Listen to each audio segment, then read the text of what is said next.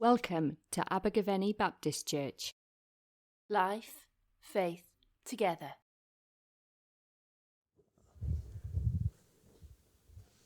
I hadn't expected that we were going to be, as a church, doing Nehemiah, but, downstairs are doing it, and I'm doing it, and it wasn't planned, but it's wonderful that it's sort of come together. And we are going to look at Nehemiah chapter 2, and beginning at verse 11. And it begins with Nehemiah inspecting the walls, Jerusalem's walls. Verse 11. I went to Jerusalem, and after staying there 3 days, I set out during the night with a few others. I hadn't told anyone what my God had put on my heart to do for Jerusalem. There were no mounts with me, except the one that I was riding on. By night, I went through the valley gate toward the jackal well and the dung gate, examining the walls of Jerusalem, which had been broken down, and its gates, which had been destroyed by fire. Then I moved on toward the fountain gate and the king's pool, but there was not enough room for my mount to get through.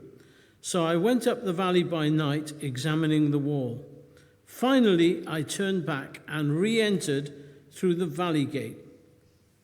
The officials didn't know where I'd gone or what I was doing, because as yet I had said nothing to the Jews or the priests or the nobles or the officials or any others who would be doing the work. Then I said to them, "You see the trouble that we're in? Jerusalem lies in ruins, and the gates have been burned with fire. Come, let us rebuild the walls of Jerusalem, and we will no longer be in disgrace." I also told them about the gracious hand of my God on me and what the king had said to me. And they replied, "Let's start rebuilding." So they began this good work. But when Sanballat the Horonite, Tobiah the Ammonite official, and Geshem the Arab heard about it, they mocked and ridiculed us. "What's this you're doing?" they asked. "Are you rebelling against the king?" And I answered them by saying, "The God of heaven will give us success. We, his servants, will start rebuilding. But as for you, you have no share in Jerusalem or any claim or historic right to it."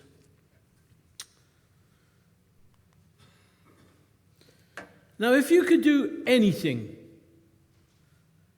absolutely anything, and you were told that you couldn't possibly fail, age is no barrier, gifting's no barrier, what would you do? If you could do anything at all that you wanted. So I'm going to suggest do something a bit different. Chat to the person next to you and say what you think comes to your mind, all right? Just for a couple of minutes, all right? What would you do? And you couldn't possibly fail. There you go.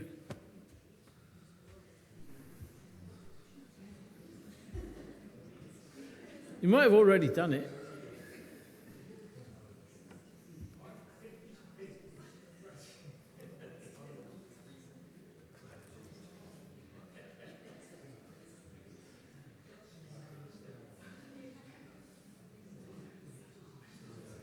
Just a couple of minutes.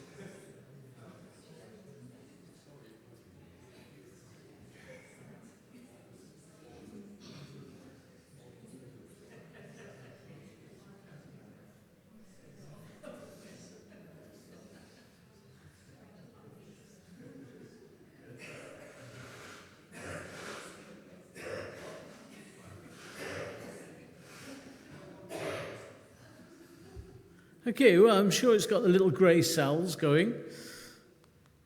We're going to talk about Nehemiah. Last time I preached, I introduced Nehemiah 445 years before Jesus came, and Nehemiah was given a vision, a dream, I guess, a kind of a vision dream to rebuild the broken walls. He'd had a letter from his brother Hanani, explaining the ruins of Jerusalem, and he had this inner desire to do what God wanted.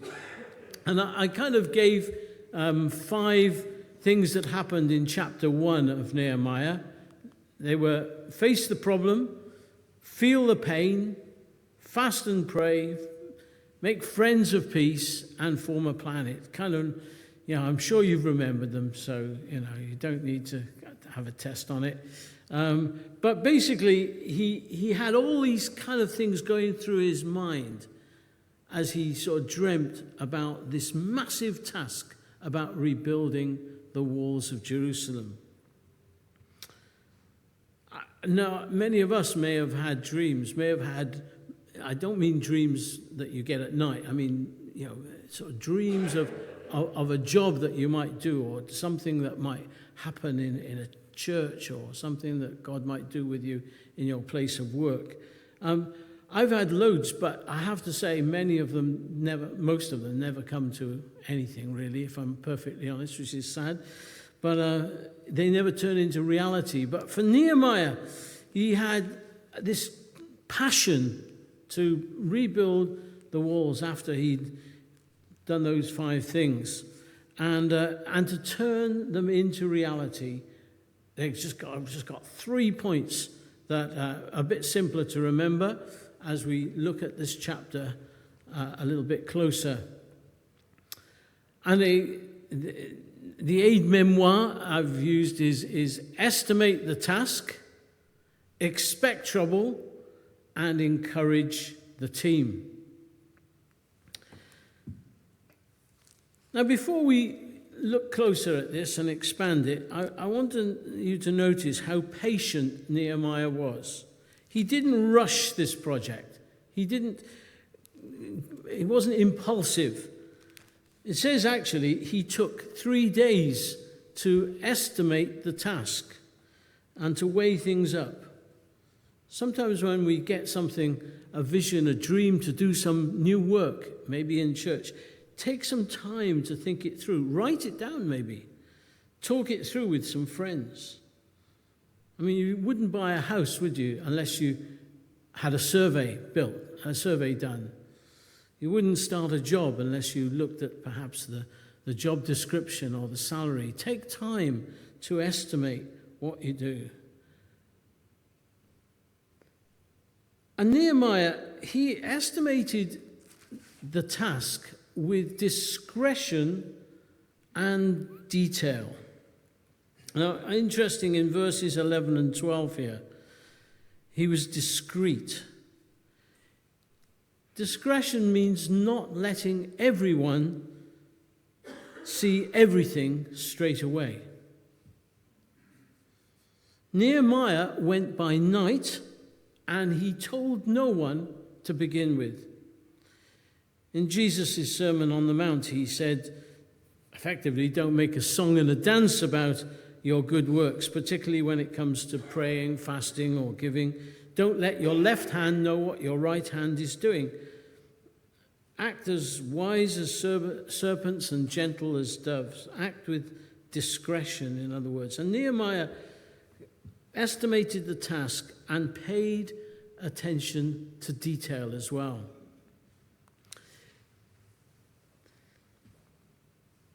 He noted the gates that were were still there. Some of them, most of them, are broken down, and effectively built a map that he ended up going round the walls of Jerusalem. There are all sorts of gates there. Some commentaries sort of try to make an allegory, a spiritual allegory of them, so that the sheep gate is sort of the Lamb of God, and the fish gate is all about the disciples. Well, I don't think that's actually right. These are just places that Nehemiah went and visited, and that they were just real places. And Nehemiah, he basically wanted to do a detailed walkabout from the ground upwards. It says in verse 14, there was not enough room for his mount.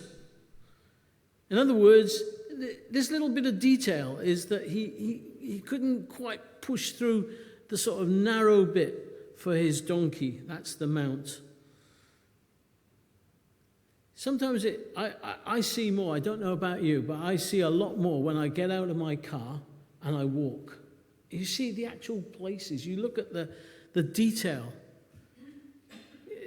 Abergavenny is a place to walk around and to look up and look down and see some things which perhaps, wow, they've been there for hundreds and hundreds of years. And that's what Nehemiah was doing. He was walking about, looking at the detail, looking at the history. So, discretion, detail. But it's never long if you begin a task before trouble comes. You can almost expect trouble. And for Nehemiah, he faced trouble with 3 difficult people. And these 3 people, their names were Sanballat the Horonite, Tobiah the Ammonite, and Geshem the Arab. It says in verse 19, when Sanballat the Horonite, Tobiah the Ammonite, the official, and Geshem the Arab heard about it, they mocked and they ridiculed us. What is this that you're doing, they asked. Are you rebelling against the king? They all wanted power and expressed it in different ways. Expect trouble. Well, we're going to look at these 3 a little bit closer in detail. Sanballat the Horonite. Not just a name, it was a real person. You discover his name actually meant, Sin, the moon god, has given me life. That's what a name, hey? What's your name mean? Sanballat's name. Sin, the moon god, has given me life. But it wasn't just, it's just not like a made-up story, this is actual history. Apparently in 1962, some archaeologists pushed away some stones and discovered the Elephantine papyri that goes right back to the 4th century BC. And in there, his name is Sanballat, is quite sort of, and he was the governor of Samaria. He built an alternative temple on Mount Gerizim. And these are real, I think what I want to get over is these are real historical characters. And in a letter written in 407 BC to Bagoas, Sanballat refers to his sons Deliah to Shemaiah. Both names have a kind of base of Yahweh, the name of God. So maybe he was kind of like a guy who had some connections but had missed his way, and was married to Jehoiada, son of Eliashib, the high priest. But the one thing that seems to come over as you see his name in Nehemiah is he's an accuser, and he likes to point out failure. He was an accuser of failure. He picked on Nehemiah's weakness, accusing him. In chapter 4, verse 2, he says, what are those feeble Jews doing? They won't restore the wall, will they? It's kind of like a failure, the accusation of, you're a failure. You're a failure. You'll never do anything good. I found my old school report the other day, and it was... It basically said this boy will never do anything with his life if he carries on the way he's doing. And it went on, he's useless at, I think, failed at music, and I failed at religious studies. So, I kind of thought, well, as I looked at it, am I a failure here? This is the voice of Sanballat. This is the kind of voice that says you're a failure. Maybe you're not.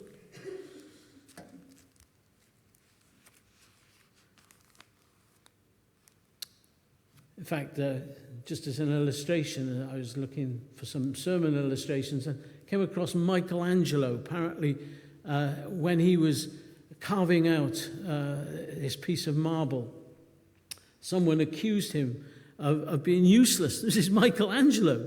And they said, this marble is flawed. And Michelangelo replied, there's an angel trapped inside, and I want to set it free. Oh. The kind of accusation of failure, that's Sanballat. Then there's this other guy, Tobiah the Ammonite, probably a governor of Transjordan. His name, Tobiah, meant the Lord is good. Well, that's sounds good. He had strong connections with priestly families in chapter 6, 17 to 19. Maybe he was a Persian-appointed governor.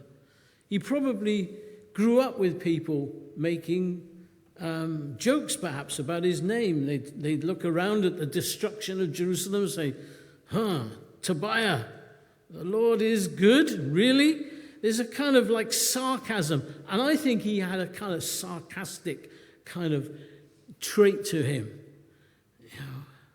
In chapter 4, Tobiah says to the builders, I doubt that wall will even hold the weight of a fox. He's got this kind of, not the same sort of accuser, but kind of a sarcastic accusation against Nehemiah. Everybody laughs. Do you ever get that in your place of work or in anywhere that you go where you get a kind of sarcastic comment, and it can hurt and destroy and take away your confidence? Whenever you do something for God, you will face Sanballats and Tobiahs. But there's another one as well here. There's Geshem the Arab. What can I say about him? Well, apparently a bowl was discovered that bears his name, Geshem, king of Cedar. We don't know much about him, to be honest. He was an Arab, probably good at trading and business practices. And the Arabs were very good at trading. I suspect if he was sort of speaking with Nehemiah, his voice would be the one that you often get in any meeting that I've been in. Well, how much is this going to cost? That's the usual thing. It's the kind of,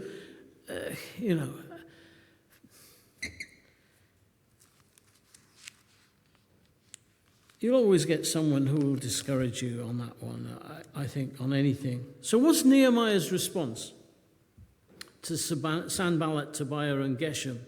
Well, he didn't respond defensively. He didn't say, well, I'm well educated, I'm a good architect, I've got good contacts in Persia. Call me a failure, Sanballat. He says it's not about my success, it's not about my failure.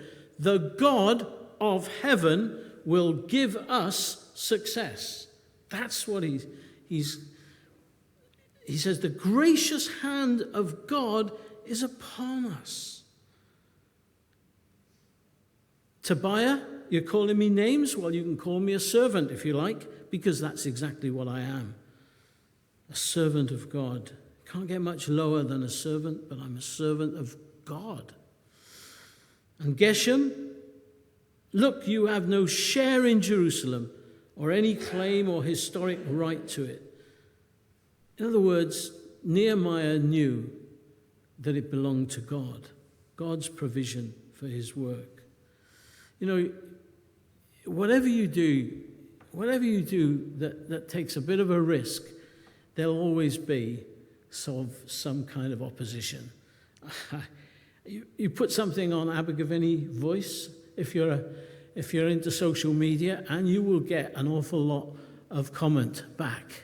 I can assure you, as a councillor in Abergavenny Town Council, we put something out the other day about Abergavenny being entered for Britain in Bloom and for entering into the town of culture, which we would love to see. You'd think that people would sort of come back and say, oh, well done, we'll encourage you, but we had all those kind of voices of Sanballat, Tobiah, and Geshem, all these kind of comments that were kind of, negative and discouraging, not sort of wanting to say, well, yeah, let's put Abergavenny on the map. Actually, someone once said, opposition is probably proof that you're doing something right.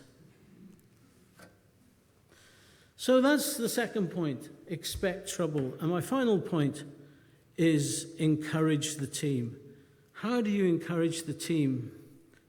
I like this, together everyone achieves more. Good, isn't it? Like, kind of right. That's exactly spot on. Nehemiah encouraged team. He uses the first person plural. He says we and us, not I and you. That's a key thing. We, and us. You see the trouble we are in, he says. He doesn't say you lot are in real trouble. He says, see the trouble that we are in. He's inclusive, building team here. Come, he says, let us rebuild the wall of Jerusalem, and we will no longer be in disgrace. I once heard a football manager give the reason as his ingredients for the success of his team. There are just 3 things I ever say. If anything goes bad, I start by saying, I did it. If anything goes semi-good, then we did it. And if anything goes real good, then you did it. That's all it takes to get people to win a football game. Look what we have done, guys. Look what we are doing. I'm sorry if I screwed up in the game plan. Encourage the team. Encourage the team. In fact, last week I was at a wonderful talk by a man who lives in Abergavenny, and he won the around the world sailing in the Clipper race in 23-24. Impressive. I mean, I was like, this is awesome. To sail around the world in a year, racing against other Clipper yachts. And there were a number of us it's a club called Probus, and a number of us asked him, what was the key to your success? What was the key to your success? Was it the boat? Was it the skipper? Was it the planning? And he came back and he said, it was building and encouraging the team. Building and encouraging the team. And apparently they took 3 weeks just to do that before they set off and sailed, to work on team building. Encourage the team. Encourage the team. And Nehemiah wanted to encourage them to depend on God's grace, the gracious hand of God. The gracious hand of God. Now, that doesn't mean that God does everything and we do nothing. Some of you are, I think, in the congregation are old enough to remember cars that didn't have power steering. Can anybody remember that? Do you remember that? Do you remember turning the wheel to do a 3-point turn? Oh, dear me. It was hard work. Wonderful, now we have power steering. You start moving it, and the car moves the wheel accordingly. So it's not so difficult. That's what it seems to me to be the gracious hand of God upon our lives. It's when we just do a little bit for God, God does the actual power to move the wheel. God is the one. He uses us, the gracious hand of God. And the second thing here is that Nehemiah encourages the team to own the task. God gave them different gifts. We see that in chapters 3 and 4. But Nehemiah gets them into teams to work on different parts of the wall with different gates. And one of the reasons he does that is to get them to own the task. Own the task. And with the gracious hand of God doing the power steering, the wall was rebuilt in 52 days. And he encourages the team to use the gifts, the God-given gifts. Isn't it in 1 Thessalonians 5, I think it says, encourage one another and build one another up. So, estimate the task, expect trouble, encourage the team. And be sustained, I think, be sustained by hope. Somebody sent me this verse this week. The Lord is good to those whose hope is in him, to the one who seeks him. It's from Lamentations chapter 3:26. Probably written by Jeremiah when everything was not going so well. He knew that God was good. We may get, even this week or the week after, we may hear those Sanballat, Tobiah and Geshem voices.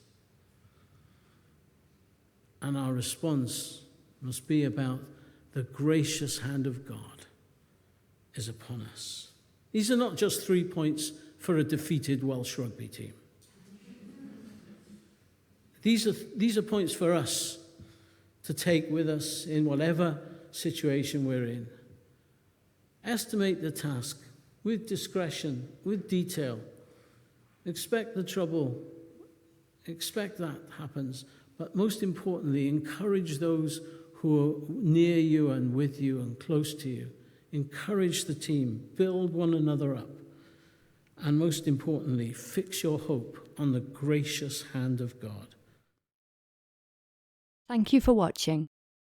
For more information, please visit our website, abergavenybaptist.co.uk.